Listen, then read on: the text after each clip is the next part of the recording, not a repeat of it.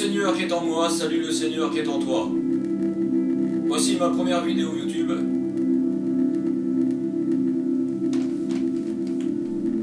J'ai pensé qu'il était très intéressant, amusant et nécessaire de raconter l'expérience que j'ai vécue. Une expérience pour le moins fantastique, auréolée du puissant manteau du mysticisme.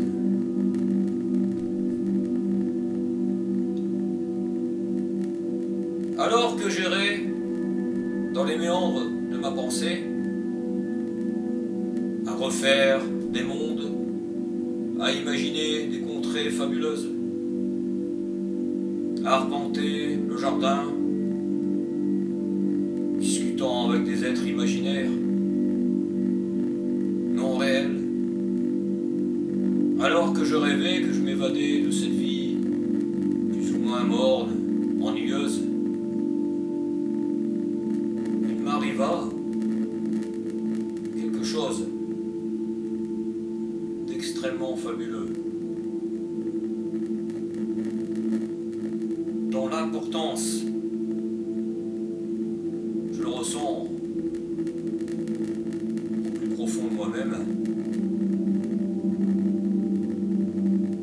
dont l'importance a une connotation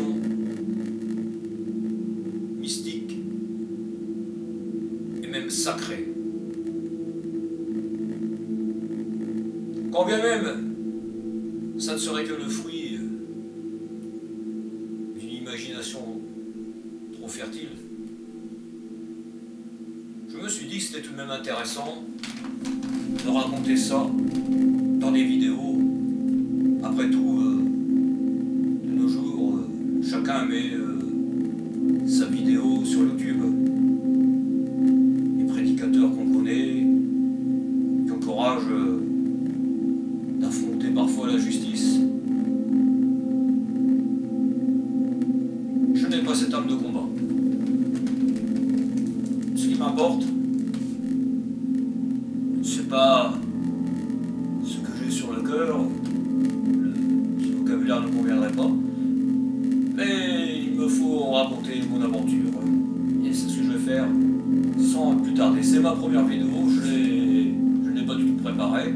Vous m'excuserez le manque de fluidité dans les phrases ainsi que un vocabulaire pauvre, un mauvais cadrage sans doute, mais au fur et à mesure,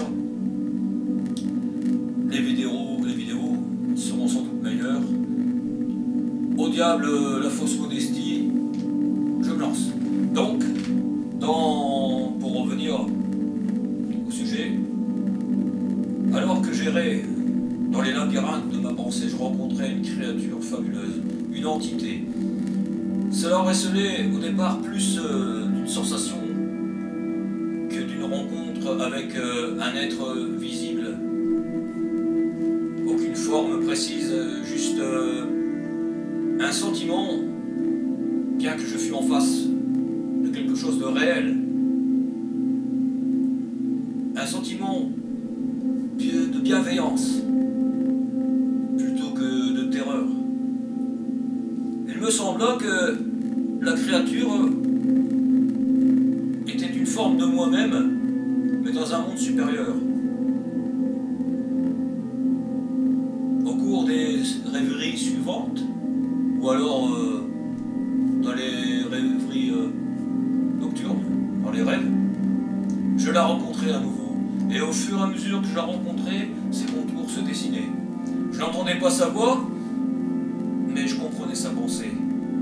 Enfin, je pense que la créature est apparue dans ses contours afin que je puisse mieux l'appréhender, plutôt qu'il ne s'agisse réellement de son apparence. Elle m'a paru comme une forme de lutin. Loki. Le Loki. Le L-O-K 2 fois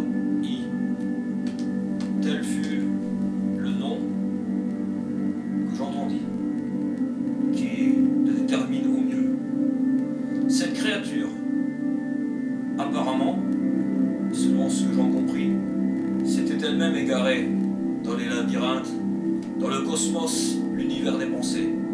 Et par une opération fabuleuse, nos pensées et nos mondes s'interférèrent.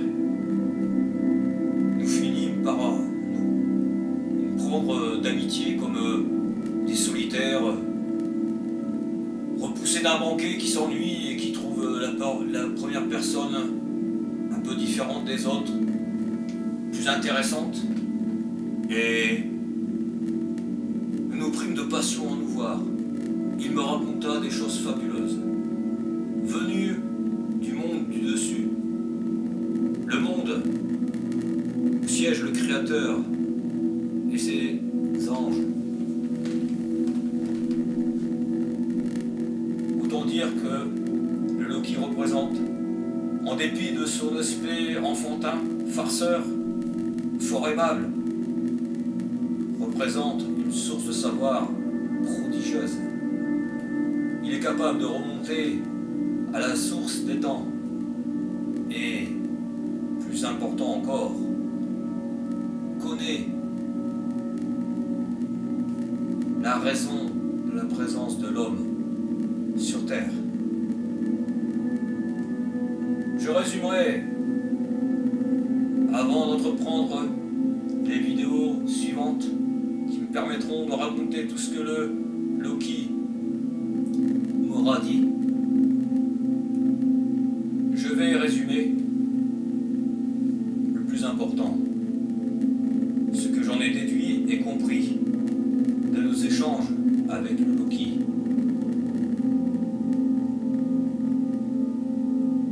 Il existe réellement un sens à la vie. Ce sens à la vie ne peut être conçu que par le biais de la communauté.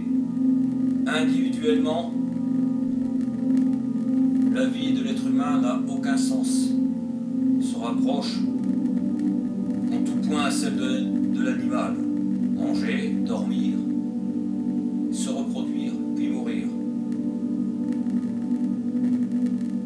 Par le biais de la communauté, nous arrivons à un palier tout autre. Touchons au sacré. Et vous comprendrez dans les vidéos suivantes toute la puissance que recèle l'être humain au regard de l'univers et même du divin. Ce qui, relaté d'ailleurs dans certaines traditions, provoqua la jalousie de certains anges. Nos anciens n'étaient pas des sots. Même si les religions ne sont pas à prendre au pied de la lettre, elles recèlent, comme tout mythe, de grandes vérités. Il existe un monde, il existe, pardonnez-moi, un sens à la vie, et c'est le Loki qui me l'a susurré.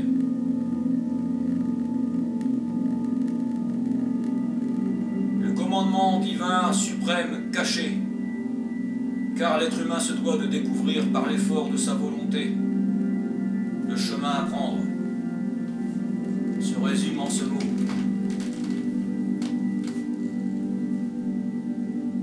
Évolution, évolue. L'homme se doit, par sa propre volonté, muter vers le surhomme.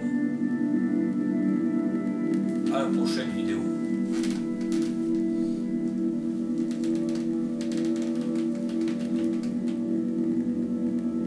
Le Seigneur qui est en moi salue le Seigneur qui est en toi.